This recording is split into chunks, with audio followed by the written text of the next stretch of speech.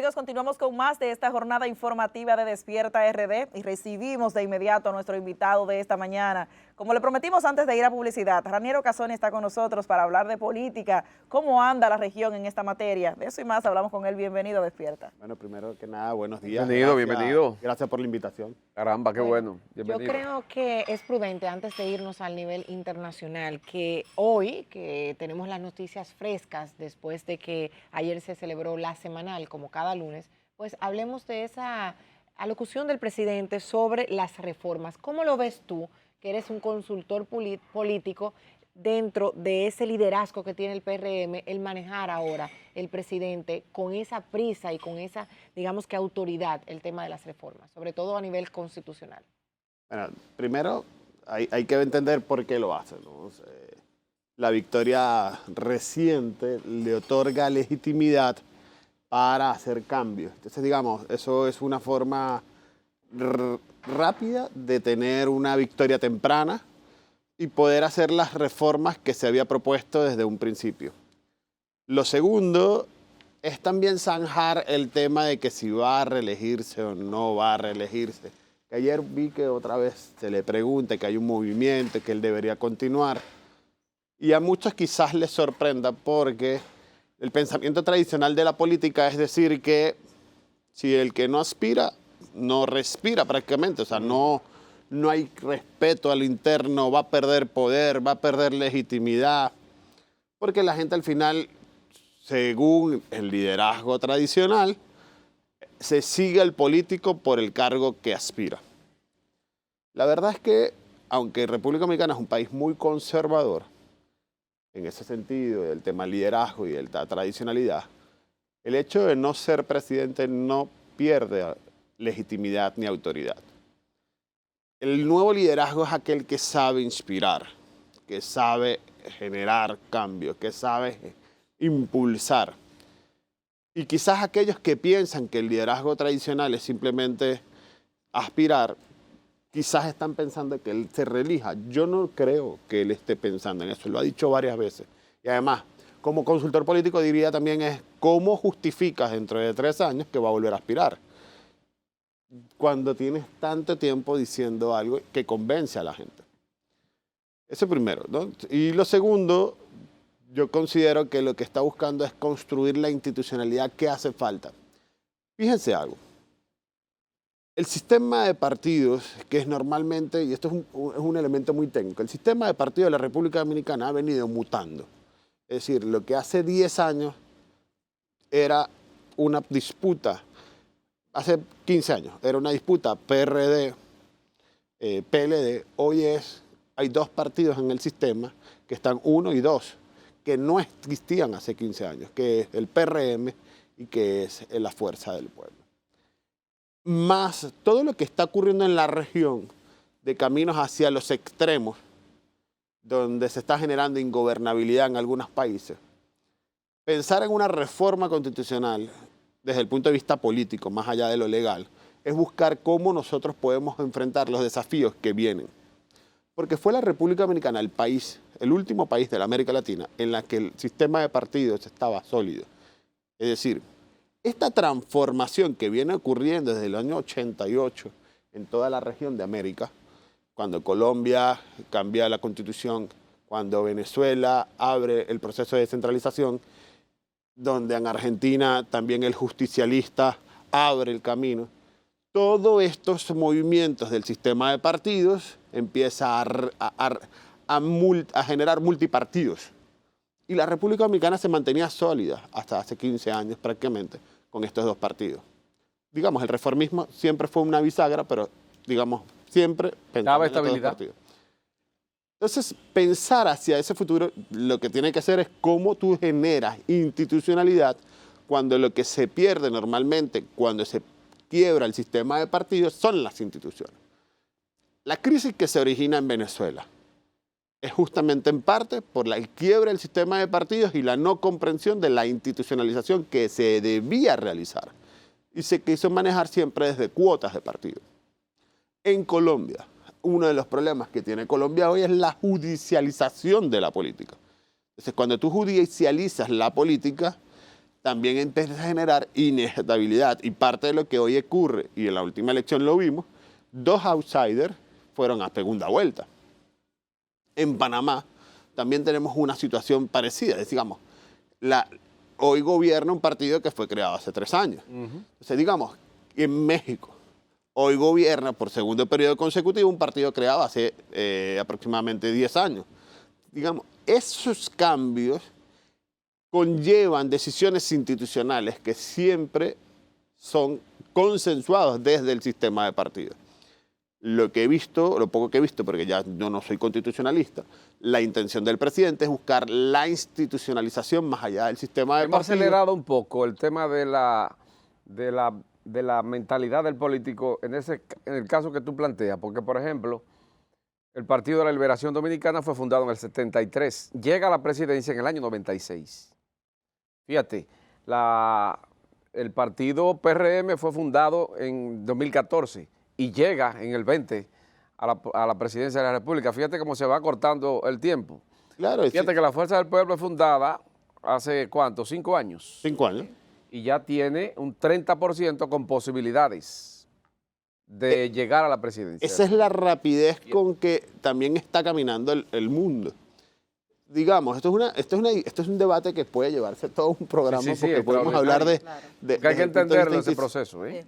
Es que justamente lo que está ocurriendo es que la gente está buscando más resultados, Sí, de cosas forma nuevas. más rápida, cosas nuevas, no necesariamente por ser nuevo es bueno. Exacto. Entonces, yo considero Pero que... la gente entiende que por ser nuevo me va a resolver más rápido, de ahí viene el desencanto cuando se falla. Exactamente. Bueno, yo digo que la política es como el amor, tú tienes 3 formas de Sí, llegar. sí. Tú pagas, tienes algo y te engañas y crees que lo tuviste. Tienes el segundo, donde tú engañas y cuando viene la decepción amorosa, donde Correcto. los hombres dicen, no quiero nada serio. Después de eso, las mujeres dicen, no quiero saber nada de hombre. Exacto. Pero eso es mentira, al final siempre Al quieren. final, o sea, sí. no- La no- gente dice, no, pero no, pero uno al lo lado. Ahí mismo vienen pasa. las reelecciones. Quieren Y ahí viene Déjame exacto. Y lo tercero es cuando tú haces con base al lenguaje y a la convicción. Entonces, considero que lo que está haciendo el presidente es aprovechando, 1, la legitimidad, 2, buscar la institucionalización más allá de cuando él quiere dejar un legado. Pareciera que quiere convertirse en ese presidente que recordemos dentro de 20 años como un hombre que institucionalizó la República. La Dominicana. unificación de las elecciones pudiera llevar a que la abstención se reduzca. Yo creo, reduce. indudablemente se va a reducir. No solo se va a reducir eso, sino que también el nivel de costo. Pero lo ideal hubiese sido, a mi modo de ver, Porque es grave la abstención que se ha producido desde el 20 hacia acá. y a mí Había que buscar una solución a eso. a mi modo, es grave si hay que analizar las consecuencias. Es grave si hay una decepción hacia el sistema. Es una alerta si solo es, no tengo motivaciones porque ya yo sé que iba a ganar. ¿Qué es lo que está ocurriendo? ¿Qué en el puede Principalmente ocurrir? los jóvenes. Exacto, que puede ocurrir. Entonces, digamos, habría que hacer una investigación sobre eso. Lo que sí es, a mi modo de ver, lo ideal hubiese sido cada 2 años, es decir, una elección cada 2 A años. mí me gusta eso. A mí me gusta ese modelo Porque también. eso generase una presión sobre el gobierno de hacer las cosas bien. Ahora bien, eso genera también que estés todo el tiempo haciendo campaña. Pero igualito, eso es mentira. igual. ¿Ya están en campaña? Ya están todos en campaña. Claro, todos en campaña. O sea, ya lo que tenemos seguro es que en el 28 pareciera que es que Leonel va a ser otra vez candidato presidencial. Bueno, Puede indicar. yéndonos un poco al tema internacional, la crisis de Venezuela, que es el tema principal, digamos que dentro de nuestra región, ha provocado diferentes acercamientos que son muy notorios. Y me gustaría saber qué opinas tú de qué puede provocar esto. Por ejemplo, vemos a Brasil y Chile muy de la mano, República Dominicana y Panamá también muy de la mano. No es que estos países no tengan algún tipo de relación de amistad diplomática, sí lo tienen, pero digamos que es una brecha menos producida y que puede dejar esto, porque a veces la crisis pues genera otras alianzas. Bueno, lo primero que hay que entender en Venezuela es que el proceso vivido el 28 de julio es el preludio a una crisis mayor si no hay resuelta. Es decir, quizás el problema no es la elección para países como Brasil, como Colombia, como México, de que se continúe Maduro. Es que conocen que de continuar el Maduro, de la forma en que se lo está haciendo, se equivale a 3,5 millones mínimo de venezolanos que saldrían. ¿Y por dónde van a salir?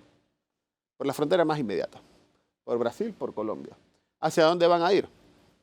Hacia Estados Unidos y hacia Chile. Ya digamos, ahí tú empiezas a entender que la situación de Venezuela es un tema de interés nacional para todas estas naciones.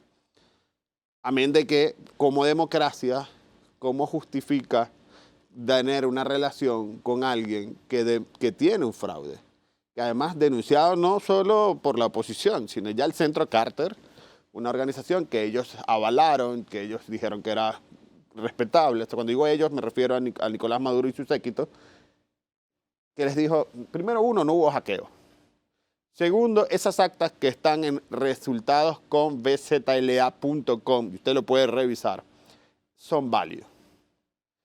Y tercero, cómo desconocer la voluntad popular que tan fuertemente te habló. Estamos hablando a diferencia de 4 millones de votos reales en una elección que no fueron competitivas, sino que fueron autoritarias, que hubo muchas limitaciones a la oposición, y donde más de 5 millones de venezolanos no pudieron votar. O sea, que la diferencia probablemente no sean 4, probablemente hubiese sido mucho más. Abismal. Es abismal. Cuando vimos un 29 de julio que sin convocatoria previa de los líderes de la oposición que ganaron la elección, las zonas populares bajaron. Aquellos que salieron en el 2002 a defender a Hugo Chávez fueron los que salieron a destruir las estatuas de Hugo Chávez. Sí. Entonces, digamos, estamos en una situación en la que Venezuela se convierte en un tema nacional. De hecho, el presidente Mulino dijo, yo estoy convocando una cumbre de presidentes, probablemente aprovechemos que estemos con en la asunción del presidente Abinader y hagamos una cumbre. ¿Podría para hablar surgir algún resultado, ese conversatorio, esa cumbre que podría producirse en la República Dominicana con la visita de esos mandatarios? Siempre. De hecho, Paula preguntaba sobre el tema de la relación. Boric, como presidente de Chile, además de la nueva izquierda, siempre ha sido muy crítico de Nicaragua, de Cuba y de Venezuela. Y ha sido muy frontal con el tema de Venezuela. Lula estuvo visitándolo justamente para ver, seguramente para relaciones Brasil-Chile, pero Lula eso fue un fue tema. a Chile a reunirse con el presidente. Pero eso fue un tema, seguramente. Entonces el tema es cómo resolver el tema de Venezuela. Brasil ha dicho además, no creemos en el Tribunal de Venezuela. Además, y ustedes lo pueden ver, cómo un tribunal puede juzgar una situación cuando ya se había pronunciado a favor del presidente Maduro, felicitándole por parte de la participar. misma situación. Puede decir parte. Digamos, no hay en Venezuela una solución interna, al menos no institucional. Pero tú observas que en eso que anunció el presidente ayer, y que Mulino lo había dicho ya primero, la cabeza de esos presidentes de Centroamérica que encabece ese encuentro y que sea el motor de eso, ¿cuál pudiera ser? No veo uno, ¿eh? Lo primero, hay muchas cosas que se pueden Está hacer. como disperso. No, yo creo que hay una confianza que se le ha dado a Brasil, Colombia y México en la mediación. Países que no reconocen a Nicolás Maduro, porque además hay que decirlo, solo países democráticos que han reconocido a Nicolás Maduro, pudiéramos decir que son 2. Honduras, por razones ideológicas, con Xiomara Zelaya, además de gratitud por lo ocurrido. Y también tiene una relación con China. Y por Ella con China también. Y lo segundo, con Bolivia. Bolivia, que también es interesante, que también hay un tema interno que todavía no ha sido resuelto y que hasta el mismo Evo Morales tiene un problema interno. Son las únicas 2 naciones. Del resto del mundo ha estado, De espalda. salvo las autocracias. China, Rusia. Por una conveniencia de un rol internacional. De política Exactamente. Irán. Sí. Entonces, digamos que además que Rusia ahorita está perdiendo terreno ante Ucrania, lo que menos le interesa es saber de Venezuela. Ahora mismo está concentrado también en su guerra. China lo que le interesa es un tema comercial. Pareciera que el más interesado sobre el tema de Venezuela es Irán. En la guerra, sobre todo, que también está en Israel-Gaza y el odio que se está produciendo en el Medio Oriente. Tenemos, entonces, todo esto es como caldo de cultivo en el que los países hay que ponerse de acuerdo y seguir generando presión. Panamá incluso le ofreció asilo. Un triunfo de Donald Trump, ¿qué cambiaría en Venezuela? Yo creo que no es... el triunfo de Donald Trump o el triunfo de Kamala, hay mucho tiempo todavía. Y además Es en noviembre. asumirían en enero Ajá, como en presidente. enero. La crisis venezolana para mí tiene un fin, que es el 10 de enero del 2025. ¿Por qué? Porque el 10 de enero del 2025 se debe juramentar el nuevo presidente. Sí, es verdad, sí concluye. Entonces, el hecho de que si llega al 10 de enero del 2025, estamos hablando de una situación donde los países del entorno, las sanciones, las acciones, Van a apretar. tienen que ser mucho más radicales. Y ya lo es, de hecho. Yo me imagino que están preparadas esas sanciones ya, por si acaso. Yo creo que ¿Por dónde? es algo mucho más, probablemente es mucho más agresivo, pero además hay que ver también cómo está haciendo la conducta dentro del madurismo. Nicolás Maduro tiene rato que no se junta con Diosdado Cabello, tiene rato que no aparece con Jorge Rodríguez, y aparecen muy poco, que son las piezas del ajedrez, y el mismo ministro de Defensa, Vladimir Padrino López. Sí. Hay traiciones por dentro. Ahí hay conversaciones por dentro. Ya Padrino López en algún momento, en el 2019, hizo negociaciones que no cumplió. No sé si porque la oposición no cumplió, si se adelantó, pero ya hay existencia de posibles reuniones y de alianzas. Y estas conversaciones entre países justamente para ver cómo pueden lograr la transición política. La verdad es que Venezuela hoy está... Esta amenaza de Maduro de negociar el aspecto petrolero con los BRICS como una forma de mandarle un mensaje a Estados Unidos de si ustedes me joden mucho, les vendo el petróleo a los otros. Y parte de la inestabilidad que ha traído en la diplomacia también. Mira, eso que está haciendo Maduro, a ver, la conducta de ellos ha ¿Es sido... inteligente esto? La conducta de ellos ha sido correr hacia adelante. Yo pongo esto, y voy a usar un ejemplo muy dominicano, y quizás hay gente que no le va a gustar el ejemplo, pero es como en el año 2012 la situación dentro del PRD. ¿Quiénes se quedaron con Miguel Vargas y quiénes se fueron? Con Hipólito. Con Hipólito. O sea, la legitimidad de origen, ¿con quién estaba? Exacto. Estaba más con Hipólito. Y el hecho de Miguel no entregar el partido en ese momento o no hacer las elecciones en ese momento para producir el cambio, lo que produjo fue otro partido. En este momento, veámoslos en Venezuela. Nicolás Maduro perdió la elección. Evidentemente. ¿Tú crees que los que están adentro se las quieren jugar todas con alguien que sabe que perdió las elecciones? Que además perder las elecciones es no tener la soberanía contigo. Que Nicolás Maduro se esconda del pueblo. Ayer vi cómo incluso estaban cercándolos con paredes de plástico, paredes especiales, antimotines, todo el Palacio de Miraflores. Sí. Nicolás Maduro fue a votar a las 6 de la mañana para no encontrarse con nadie. O sea, no tiene el fervor popular. Pero pese a eso dice que no va a entregar el poder, incluso es uno de los titulares del día de hoy. ¿Cómo hacerlo entonces para evitar ese baño de sangre que él le ha prometido al pueblo? No, y que ya lo está haciendo. Sí. O sea, digamos, hoy la represión es mucho más fuerte. Hoy yo puedo hablar con libertad acá, ustedes lo pueden hacer, en Venezuela no. En Venezuela, María Corina Machado, por ejemplo, tiene 3 años que no la entrevistan en un medio de comunicación formal. Tenemos en Venezuela, además, que te allanan sin tener orden judicial. Y ves el caso de María Oropesa en Guanare, Estado portuguesa, que le rompieron la puerta de la casa y se la llevaron presa. Nos quedan 2 minutos y no quiero dejarte hacer esa pregunta. No sé si compañeras tendrán otras, pero con relación, y creo que es muy extemporánea hacértela, pero tú eres un consultor, la gente tiene que saber qué tú piensas en ese sentido. ¿Será Leonel el candidato? ¿Cederá a Omar Fernández? ¿El escenario pudiera dar al traste de que él tenga que fallar, decir no voy, va Omar Fernández? Mira, ¿qué tú piensas sobre eso? Hablarte como consultor en este momento sobre el tema de Leonel Fernández tengo que hablar más como ciudadano venezolano. Exacto.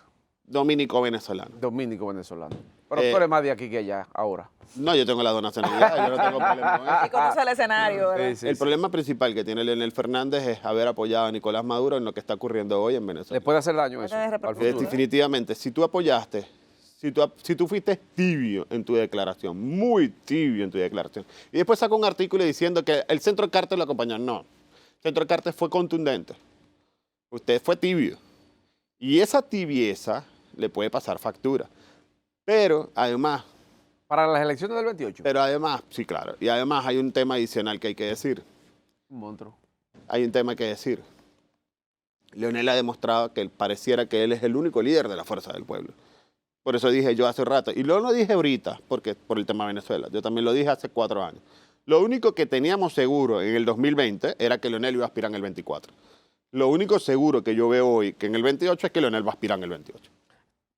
¿Tú le recomendarías que no vaya como consultor? Definitivamente que no. ¿Y en qué le afecta al partido Que no tenga vaya. ese solo líder? Bueno, tendría también un líder y un heredero, porque en algún momento, por temas naturales, ya no podría continuar, pero eso no vendería una imagen de que el partido es monopolizado prácticamente. Es esto que está ocurriendo hoy en la fuerza del pueblo. Si tú los quitas a ellos dos, que queda en la fuerza del pueblo, digamos, desde el punto de vista de estructura. Tiene buenos dirigentes, pero que no han tenido la figura nacional. Incluso Pone bueno el los escenario. pocos que se proyectan, Sí. son tijereteados, Sí. por decirlo de algún modo. Claro. Mientras que en el PLD tú ves otras estructuras, líderes. Y el PLD podría salir de las cenizas en las que prácticamente se Nunca en encuentra. política se muere. Pero ¿cómo es posible? Nunca en política se muere. Si ¿Cómo no, pregúntaselo a Alan García.